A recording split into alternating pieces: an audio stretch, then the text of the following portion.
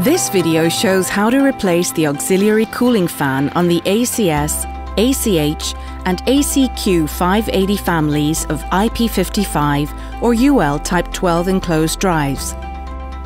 Before conducting any electrical work, make sure that the drive is disconnected from the power supply. Press the retaining clip of the IP55 or UL Type 12 control panel cover. To remove the control panel, press the clip at the control panel top and pull it forward from the top edge. To remove the front cover, loosen the retaining screws and lift the cover from the bottom outwards and then up.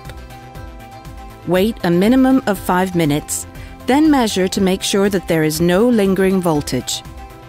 With frames R1 and R2, the auxiliary cooling fan is located on the right side of the drive and its power supply connector is on the top right corner of the control board. Next, unplug the fan power supply wires.